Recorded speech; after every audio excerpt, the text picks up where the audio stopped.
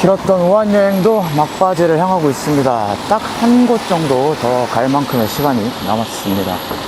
어디를 갈까 좀 고민을 하다가 그 시장을 가려고 합니다. 그 시국이 시작됐던 근원이었던 시장이 여기에서 멀지 않습니다. 환안 수산물 종합시장인데요. 횡단보도를 지나서 5분 정도 걸어가면 나온다고 하네요. 아침에 사람들이랑 이 도시에 대해서 이래저래 얘기를 했어요. 생각보다 굉장히 큰 도시고 사람들도 꽤 친절하고 맛있는 것도 많고 뭐 여행할 때도 많고 되게 재밌는 곳이다 이런 얘기를 하고 있었는데 누군가 갑자기 천상갑 얘기를 꺼내더라고요. 그래서 헌뜩 생각이 들었습니다. 아, 이 여정의 마지막은 그걸로 장식을 해야겠구나. 사실 시장은 진지게 문을 닫았습니다. 코시국이 시작된 완전 초창기 때 영구 폐쇄가 돼가지고 지금 없다고 해요. 그치만 뭐 흔적이나마 남아있을 테니 한번 가보겠습니다. 뭐 우리한테는 너무나 유명하지만 생소한 도시인데 굉장히 큽니다. 인구가 1,400만이래요. 그 저 앞에 보이는 저거는 고속철도역입니다. 항커우 고속철도역이 있어요. 사실 단순히 뉴스로만 접했을 때는 별 생각이 없었는데 이 동네 곳곳을 좀 돌아다니면서 보니까는 약간 그려지더라고요. 뭐 그 녀석의 근원에 대해서 여러 가지 갑론을박이 있지만 어쨌든 간에 지금까지 정설로 인정되는 그 시장설만을 인정한다면 시장에서 여기가 되게 가까우니까 또 마침 고속철도는 사람들이 멀리 가잖아요. 또 하필 우한이 이 대륙의 중심에 있어가지고 제가 고속철도 타고 적벽 갔는데 가서 보니까 진짜 안 가는 데가 없습니다. 하얼빈 이쪽까지도 봤던 것 같아요. 베이징 가고 상해 가고 서쪽으로도 엄청 멀리까지 가고 진짜 다 가거든요. 감염된 사람들이 여기저기에 퍼져가지고 이 대륙 전체로 확산을 하는데 더 유리한 환경을 제공하지 않았을까 싶습니다. 또 마침 여기가 공항 가는 길목이에요. 이 역에서 나온 사람들이 또 공항도 가고 했을 거 아닙니까? 그러니 더 좀 아쉬워지는 거죠. 초창기에만 대처를 잘 했으면 어땠을까. 그렇게 쉬쉬하지 않고 적극적으로 정보를 공개하고는 사람들한테 협조를 구하고 방역을 갖다가 제대로 했으면 모두가 다 그렇게 고통받는 일은 그래도 좀 없었을 건데 라는 생각이 듭니다. 실제로 뭐 그런 연구 결과가 있었다고 하더라고요.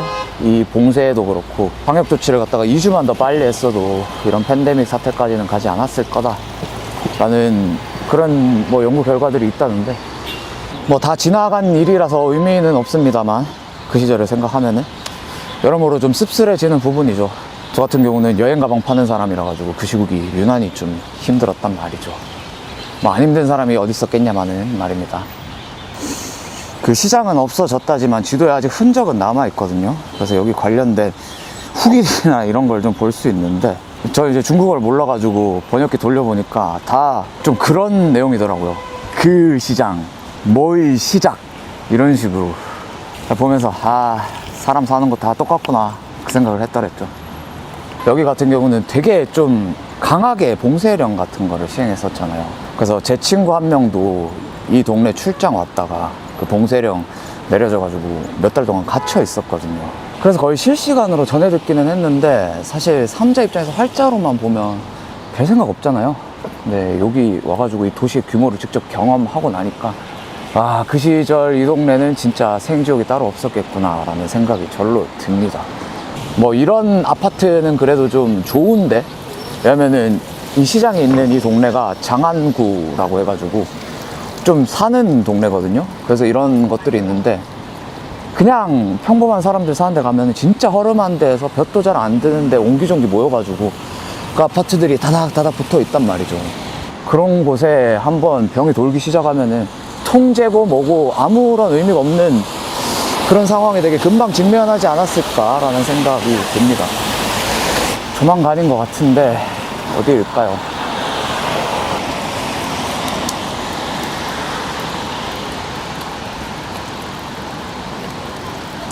굳게 걸린 문을 보아하니 이쪽 아닌 것 같네요. 그런 것 같죠? 안에 보시면 아케이드 시설이 이렇게 있고 그 안에 뭔가 상가의 흔적들이 보이네요. 폐쇄가 된 지 원체 오래돼가지고 이제는 아무런 사람들의 관심을 받지 못하는 공간이 됐습니다. 어떤 느낌일지 되게 궁금했거든요. 그렇군요. 저기였군요. 화강 안경시장 서구라는 곳이 있네. 그 대신에 안경시장이 들어선 걸까요? 그건 아닌 것 같고 옛날부터 있었던 데 같고 여기. 정작 엄청 큰 시장은 안경시장이네요. 이런 엄청나게 큰 안경점들이 잔뜩 모여있는 시장입니다. 되게 좀 뜬금없는 조합이네요. 수산물 시장 바로 옆에, 육고기 파는 곳 바로 옆에 이런 안경시장이 있다니. 꽤 큰데 뭐 여기는 사실 딱히 볼 게 없으니까 다 그 시절의 매장들이었겠죠. 여기도. 여기 상인들은 지금 다 어디에서 장사를 하고 있을래나?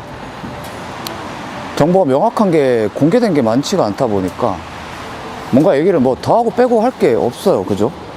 정말 많은 음모론들이 양산이 됐는데 사실 우리가 알 수 있는 게 없잖아요. 그래서 뭐 어떡하겠어요?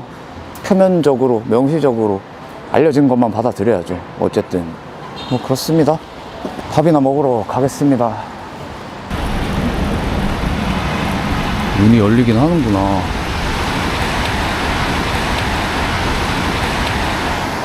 그렇군요. 안경점 가는 택배 차량인 것 같아요. 무슨 통운하고 써 있습니다. 전 되게 커다란 시장일 줄 알았는데 생각보다 조그만했어요. 한눈에 그냥 다 들어오는 뭐 동네 재래시장 같은 느낌이었는데, 재래시장이라기보다는 상가? 이런 느낌이었는데 제가 못 보던 부분들이 뒤쪽에 더 있는지 어쩐지 모르겠지만 일단 제가 접근할 수 있는 시야 내에서는 그 정도의 크기였습니다.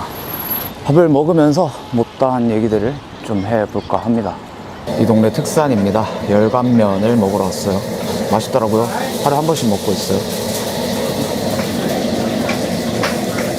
그때는 다들 그렇게 힘들었는데 지나고 나니까 참 꿈 같네요. 그런 일이 있었나 싶기도 하고. 여행 가방이니까 가방이 안 팔리잖아요. 그 여기저기 용병 생활을 좀 했었단 말이에요. 아는 누나 일도 오면서 사무실 반지하에 구했었는데 그 사무실 한켠에 라꾸라꾸 침대 펴놓고 먹고 자고 하면서 일하고 그랬었는데 뭐 길진 않았지만 그랬던 시간들이 다 꿈같습니다.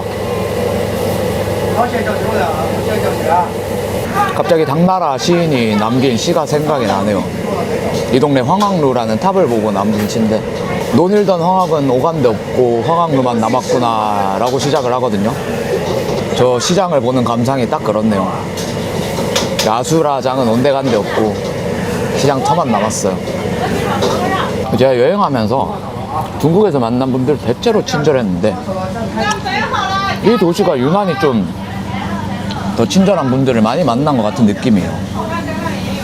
한국 여행자가 별로 없는 것 때문인 것 같아요. 되게 신기하고 일단 엄청 호의적입니다. 그 출장 자주 왔다는 친구도 되게 재밌었다고 하더라고요. 사람들이 원체 잘해줘가지고 같이 놀러도 많이 댕기고 그렇게 여행할 만한 곳, 박물관이나 이런 데도 많이 데려가지고 그렇게 했대요. 한번 와보세요. 지난 시절에 상처는 거의 보이지 않습니다. 아니, 보이지 않습니다. 집에서 여기 온다니까 부모님이 좀 걱정했었거든요. 걱정할 이유가 하나도 없어요. 야, 갑자기 문득 생각이 들었는데 이게 일반 철도가 아니라 고속철도 근처 시장이라서 그나마 다행인 것 같네요. 제가 이번에 여행하면서 고속철도와 일반 철도를 둘 다 타봤거든요. 근데 일반 철도는 사람이 진짜 말도 안 되게 많아요. 우리나라 무궁화 주말에 타면 진짜 완전 뚝배기 시장이잖아요. 그거보다 더하단 말이에요. 와, 그런 역 근처에서 발병해서 사람들이 이 대륙 전체로 그렇게 빠져나갔다고 생각하면은 조금 끔찍한데요, 그건. 고속철도는 어쨌든 조금 비싸다 보니까 사람이 그렇게 많지 않았어요. 그리고 어쨌든 고속철도 타는 사람들은 좀 사는 사람들이 되니까 발병하고 나서 치료도 훨씬 더 잘 받을 수 있었겠죠. 그게 그나마 불행 중 다행이 아니었을까 싶네요. 뭐 그렇습니다. 시장을 탐방한 후기는 이 정도로 끝을 내면 될 것 같아요. 지금까지 그 시장이었습니다. 화남 수산물 도매시장이었어요. 저는 짜의 여행 중이고요. 무한여행 마지막 날에 인사를 드립니다. 시청해주셔서 감사합니다.